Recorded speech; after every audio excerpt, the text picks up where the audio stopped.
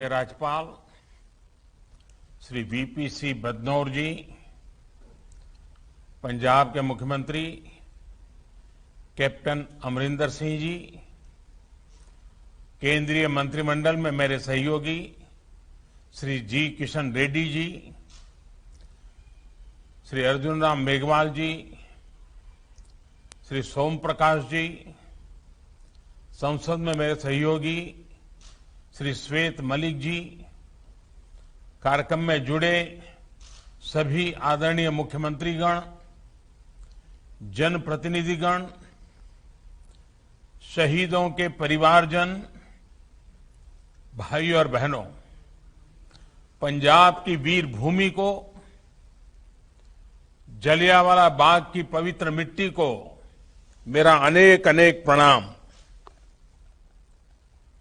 मां भारती की उन संतानों को भी नमन जिनके भीतर जलती आजादी की लौ को बुझाने के लिए अमानवीयता की सारी हदें पार कर दी गई।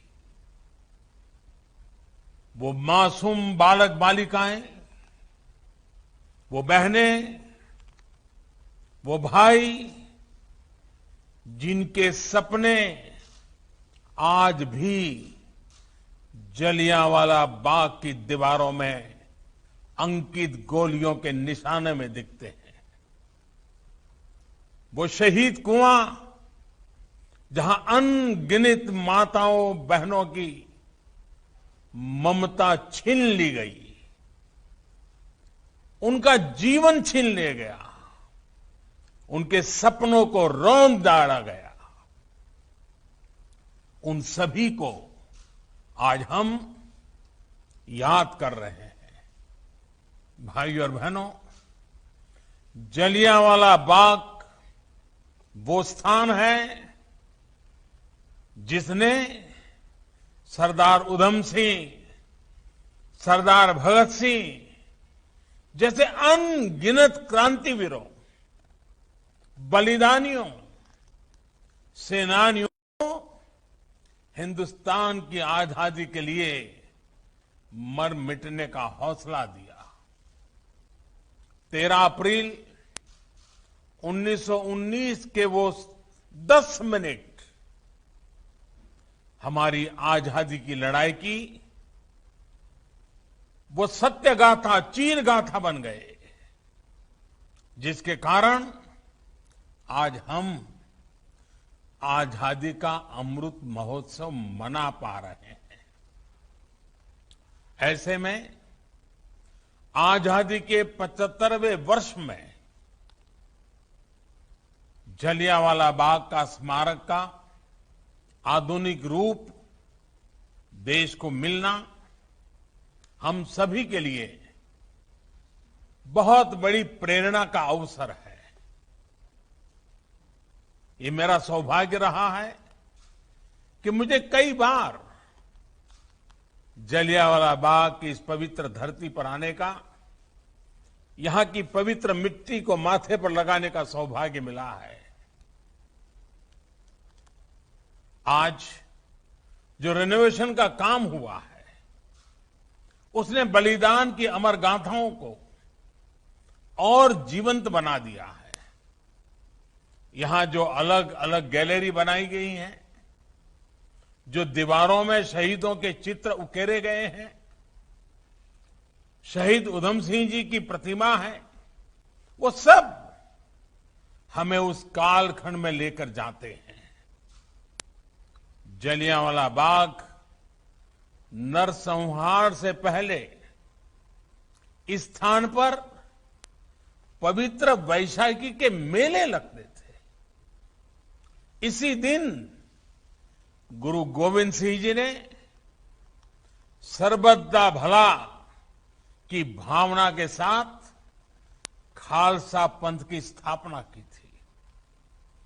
आजादी के 75वें साल में जलियांवाला बाग का ये नया स्वरूप देशवासियों को इस पवित्र स्थान के इतिहास के बारे में, इसके अतीत के बारे में बहुत कुछ जानने के लिए प्रेरित करेगा। ये स्थान नई पीढ़ी को हमेशा याद दिलाएगा कि हमारी आजादी की यात्रा कैसी रही है। यहां तक पहुंचने के लिए हमारे पूर्वजों ने क्या क्या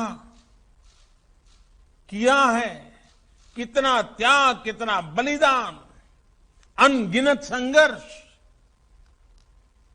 राष्ट्र के प्रति हमारे कर्तव्य क्या होने चाहिए, कैसे हमें अपने हर काम में देश को सर्वोपरि रखना चाहिए, इसकी भी प्रेरणा नई ऊर्जा के साथ इसी स्थान से मिलेगी।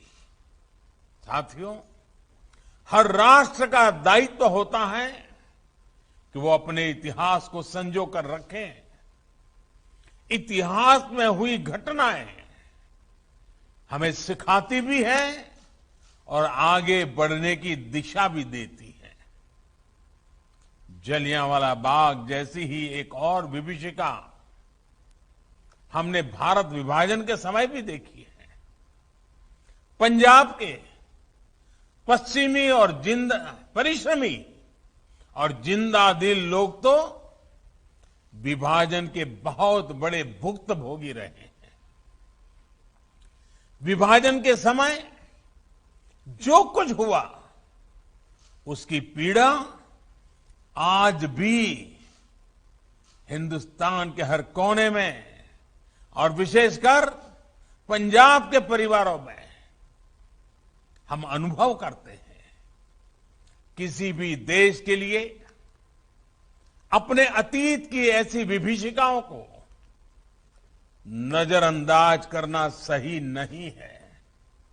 इसलिए भारत ने 14 अगस्त को हर वर्ष विभाजन विभीषिका स्मृति दिवस के रूप में आने वाली पीढ़ियों को याद रखें, इसलिए इसे मनाने का फैसला किया है। विभाजन विभीषिका स्मृति दिवस आने वाली पीढ़ियों को भी याद दिलाएगी कि कितनी बड़ी कीमत चुकाकर हमें स्वतंत्रता मिली है। वो उस दर्द, उस तकलीफ को समझ सकेंगे जो विभाजन के समय करोड़ों भारतीयों ने सही थी। साथियों,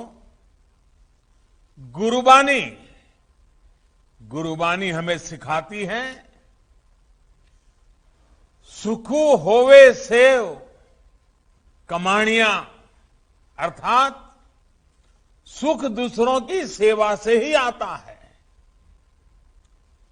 हम सुखी तभी होते हैं जब हम अपने साथ साथ अपनों की पीड़ा को भी अनुभव करते हैं। इसलिए आज दुनिया भर में कहीं भी कोई भी भारतीय अगर संकट में गिरता है तो भारत पूरे सामर्थ्य से उसकी मदद के लिए खड़ा हो जाता है। कोरोना काल हो या फिर अफगानिस्तान का वर्तमान संकट, दुनिया ने इसे निरंतर अनुभव किया है।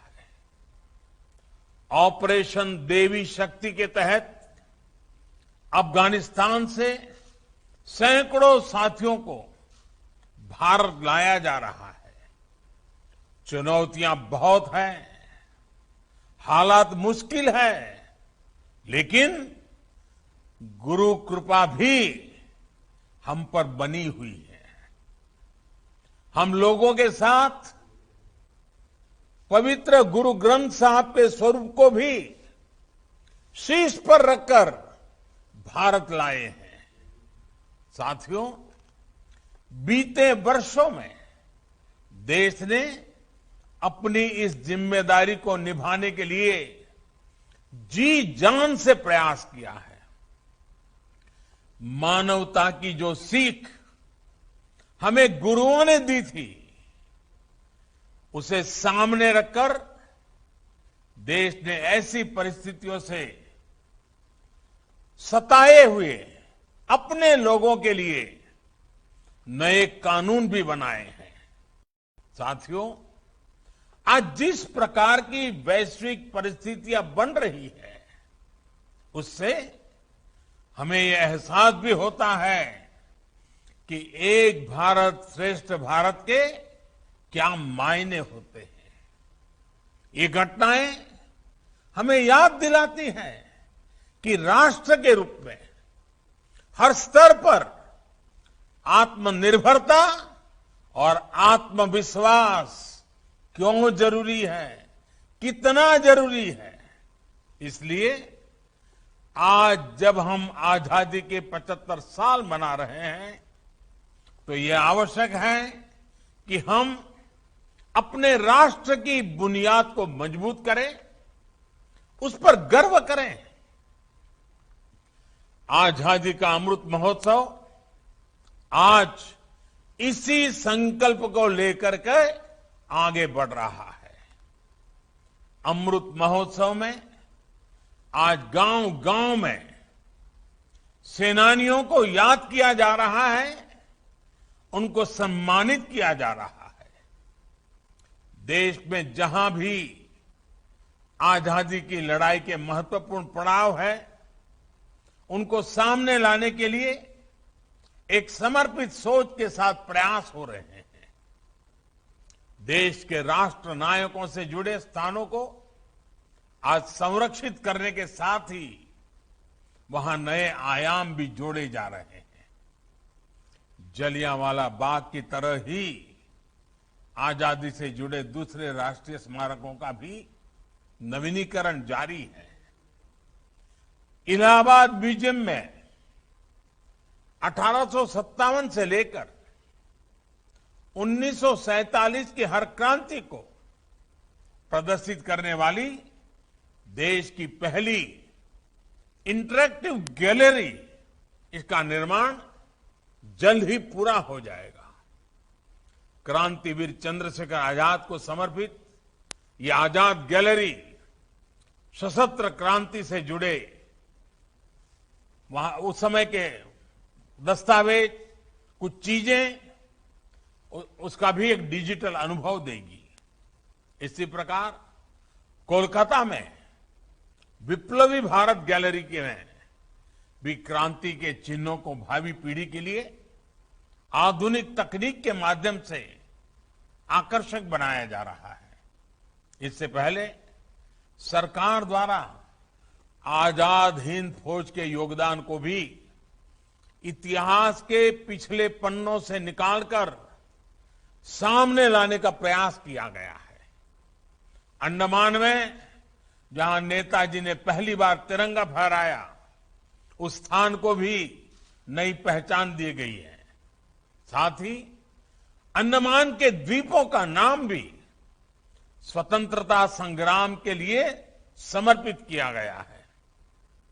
भाइयों और बहनों, आजादी के महायज्ञ में हमारे आदिवासी समाज का बहुत बड़ा योगदान है। जनजातीय समूहों ने त्याग और बलिदान की अमर गाथाएं आज भी हमें प्रेरणा देती है। इतिहास की किताबों में इसको भी उतना स्थान नहीं मिला जितना उनको मिलना चाहिए था, जिसके वो हकदार थे। देश के 9 राज्यों में इस समय आदिवासी स्वतंत्रता सेनानियों और उनके संघर्ष को दिखाने वाले म्यूजियम पर भी काम चल रहा है।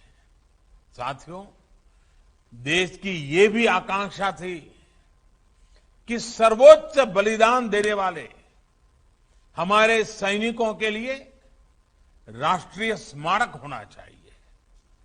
मुझे संतोष है कि नेशनल वॉर मेमोरियल आज के युवाओं में राष्ट्र रक्षा और देश के लिए अपना सब कुछ न्यौछावर कर देने की भावना जगा रहे हैं।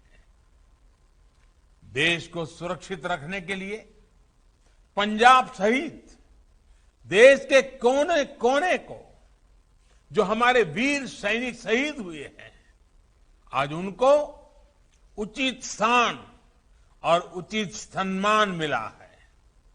इसी प्रकार हमारे पुलिस बेड़े के लोग, हमारे जो पुलिस के जवान हैं, जो हमारे अर्धसैनिक बल हैं, उनके लिए भी आजादी के इतने दशकों तक देश में कोई राष्ट्रीय स्मारक नहीं था। आज पुलिस और अर्धसैनिक बलों को समर्पित राष्ट्रीय स्मारक भी देश की नई पीढ़ी को प्रेरित कर रहा है। साथियों, पंजाब में तो शायद ही ऐसा कोई गांव, ऐसी कोई गली है जहां शौर्य और शूरवीरता की गाथा न हो। गुरुओं के बताए रास्ते पर चलते हुए पंजाब के बेटे बेटियां मां भारती की तरफ टेढ़ी नजर रखने वालों के सामने चट्टान बनकर खड़े हो जाते हैं। हमारी ये धरोहर और समृद्ध हो, इसके लिए निरंतर प्रयास किए जा रहे हैं। गुरु नानक देव जी का 550वां प्रकाशोत्सव हो, गुरु गोविंद सिंह जी का 350वां प्रकाशोत्सव हो, या फिर गुरु तेग बहादुर जी का 400वां प्रकाशोत्सव हो, ये सभी पड़ाव सौभाग्य से बीते 7 सालों में ही आए हैं।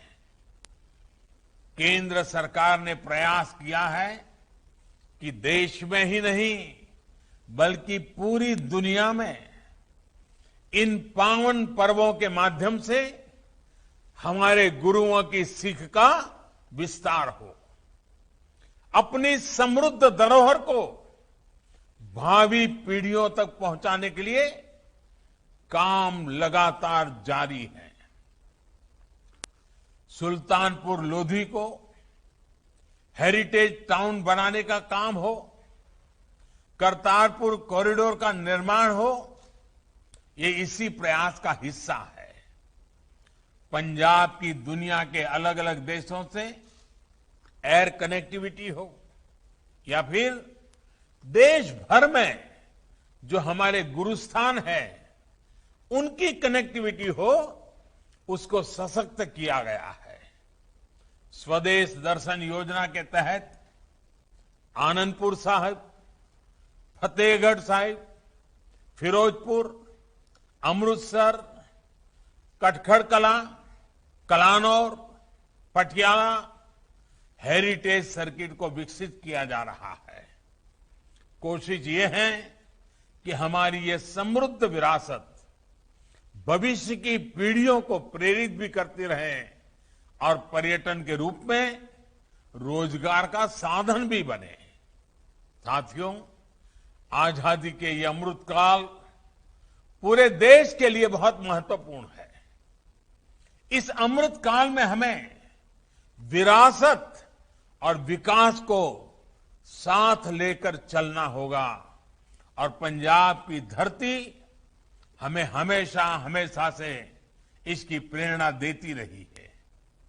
आज ये जरूरी है कि पंजाब हर स्तर पर प्रगति करे, हमारा देश चहुं दिशा में प्रगति करे।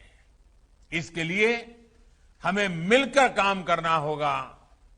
सबका साथ, सबका विकास, सबका विश्वास और सबका प्रयास की भावना के साथ साथ हमें काम करते रहना होगा। मुझे पूरा विश्वास है कि जलियांवाला बाग की ये धरती हमें हमारे संकल्पों के लिए सतत ऊर्जा देती रहेगी और देश अपने लक्ष्यों को जल्द पूरा करेगा। इसी कामना के साथ एक बार फिर इस आधुनिक स्मारक की बहुत बहुत बधाई, बहुत बहुत धन्यवाद।